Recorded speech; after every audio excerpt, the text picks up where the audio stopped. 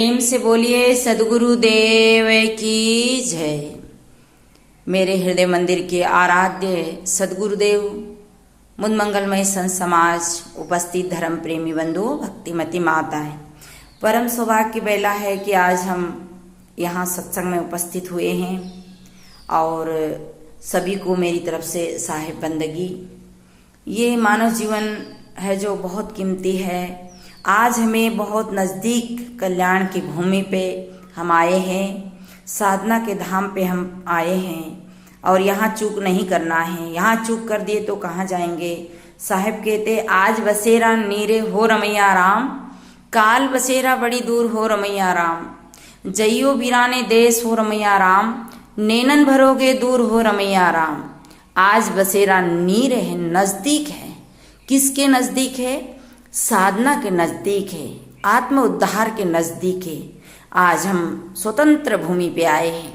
आज हम परतंत्र खानियों से स्वतंत्र मानुष जीवन में आए हैं। यहाँ हम अपना बंधन छुड़ा सकते हैं। आज बसेरा नीरे हो रमैया राम, काल बसेरा बड़ी दूर हो रमैया राम। कल हमारा बसेरा कहाँ होगा कोई पता नहीं। यहाँ से मनुष्य जीवन से शरीर जब हमारा छूटेगा, मनुष्य तन जब छूटेगा तो पता नहीं कौन सी खानी में हमको जाना पड़ सकता है। तो ये हमें कोई पता नहीं। इसलिए आज हम अपनी तैयारी पूरी कर ले। जिस विद्यार्थी ने अपनी पूर्ण तैयारी कर रखी हो वो विद्यार्थी पेपर के समय नहीं घबराता है, और जिन विद्यार्थी ने अपनी तैयारी नहीं की पेपर की, वो विद्यार्थी पेपर को देखकर घबराता है। तो जिन मनुष्यों ने, जिन प्राणियों ने आज मनुष्य जीवन में आकर अपना काज कर लिया, अपना काम कर लिया, अपना आत्मोद्धार का काम कर लिया, उसे अन्य खानियों का कोई डर नहीं होता है, क्योंकि उसने सारी तैयारी है। उनके अंदर दया, दान, धर्म, परोपकार के और अपने जितने भी शुभ कर्म है उसका सारा उसने तैयारी कर ली है। तो उसे अन्य खानियों में जाने में और जाने का भय क्यों रहेगा। इसलिए साहब कहते आज बसेरा नीर है, हे रमैया राम, हे राम, हे चेतन, आज तेरा बसेरा बहुत नज़दीक है। काल बसेरा बड़ी दूर हो रमैया राम, कल हमारा बसेरा कहाँ होगा कोई पता नहीं।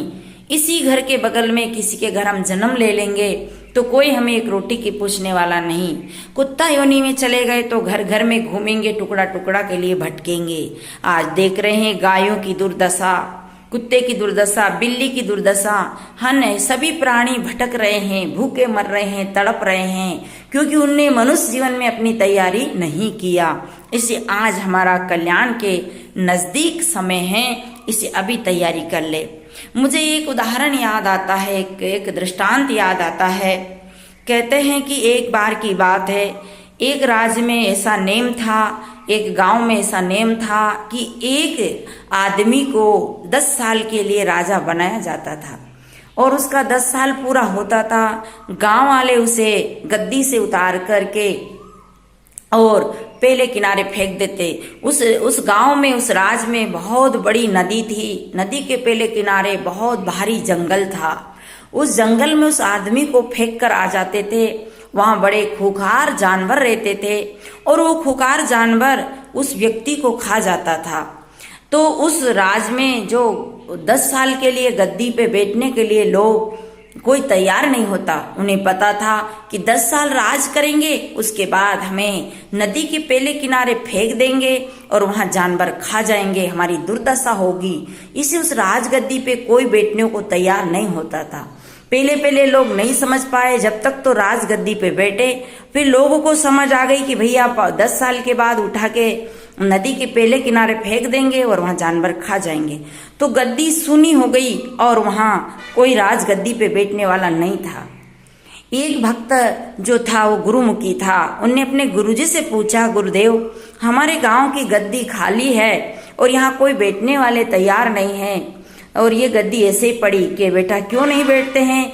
कि महाराज गुरुदेव ऐसा है इस गांव का रिवाज, इस राज का रिवाज कि 10 साल गद्दी पे बिताते हैं और 10 साल के बाद उठा करके नदी के पेले किनारे फेंक देते हैं। वहाँ भयंकर खुखार जानवर रहते हैं और वो आदमी को खा जाते हैं। इस भय के कारण कोई इस गद्दी पे नहीं बैठते हैं। गुरुजी ने कहा, बेटा तुम्हें मैं एक शिक्षा देता हूँ, इस राजगद्दी को तुम बैठ जाओ, इस राजगद्दी को तुम पालो और मैं बताता हूँ ऐसा करना। उस व्यक्ति ने गुरु की बात मानी और वो राजगद्दी को स्वीकार कर लिया। वो राजगद्दी पे बैठ गया और गुरुजी ने कहा कि पहला काम करना, क्योंकि तेरे पास स्वतंत्रता रहेगी, खजाना रहेगा और सब अधिकार सुरक्षित तुम्हारा रहेगा, सब तुम्हारी आज्ञा में काम करेंगे। तो पहला काम करना है तुझे, क्या करना है कि जब तुम राजगद्दी पे बैठोगे तो गांव की सारी व्यवस्था करवा देना, पानी की टंकी, स्कूल, शौचालय आदि आदि, रोड वगैरह, गांव के लोगों को प्रसन्न करना, खुश करना, पहले परमार्थ का काम कर लेना। दूसरा काम क्या करना, पहले परमार्थ का काम करना, फिर अपना स्वार्थ का काम करना। क्या करना, नदी का पुल बना देना। जिस नदी में तुझे, नदी से जो बाहर फेंका जाएगा, सबसे पहले उस नदी का पुल बनवा लेना। और जब नदी का पुल बन जाएगा तो तुम्हें जाने में कोई दिक्कत नहीं आएगी। और नदी के पहले किनारे जो भारी जंगल है, उस जंगल को दूर दूर तक कटवा देना, सुंदर साफ जगह करके वहां पर सुंदर गार्डन, सुंदर फुलवारी लगा देना और वहां एक 9 खड़िया महल बनवा लेना, यानी 9 दरवाजा वाला, 10 दरवाजा वाला सुंदर महल बनवाना। वातानुकूल खिड़की दरवाजा रखना और वहां बैठने के लिए, तुम्हारे ध्यान भजन के लिए बढ़िया सुंदर एकांत जगह में तुम्हारा स्थान चुन लेना। और जब 10 साल के एक दिन घटता है तब तू उस गद्दी को छोड़ के, गांव वाले नहीं आते हैं उसके पहले तू उठ करके चले जाना, जाकर उस महल में जाकर बैठ जाना ताकि कोई परेशानी ना आवे। उस व्यक्ति ने गुरु के कहे अनुसार वैसे ही किया। जब वो राजगद्दी को स्वीकार किया तो सारा खजाना उसके अधिकार में आ गया, सब अधिकार उनके ऊपर, उनके हाथ में आ गया।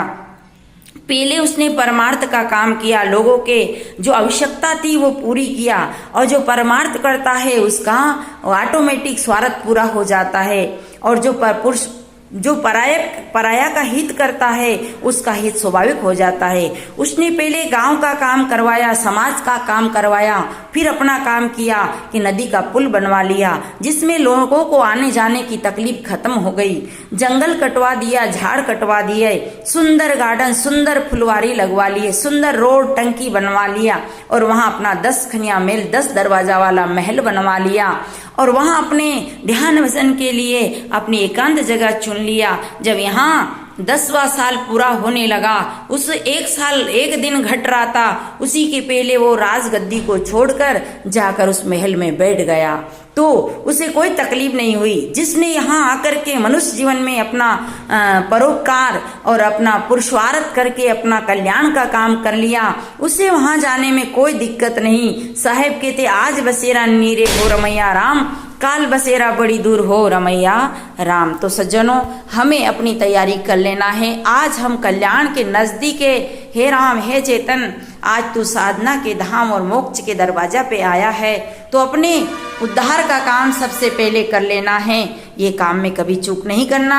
आज बसेरा तो नजदीक है, काल पता नहीं कहाँ जाना पड़ेगा। जइयो वीराने देश, अन्य खानियों में चले गए तो नैन भर भर के रोएंगे, वहां कोई हमारी पुकार सुनने वाले नहीं है। इससे सज्जनों, ऐसे सुंदर अवसर का लाभ कभी उठाने से चूकना नहीं चाहिए। हमें सुंदर मनुष्य जीवन मिला है, साधना का धाम, मोक्ष का द्वार मिला है, ऐसे में हम चूक नहीं करना चाहिए। अपना काम पहले कर ले, परमार्थ का काम कर ले, फिर संसार का स्वार्थ तो कभी पूरा नहीं होता है।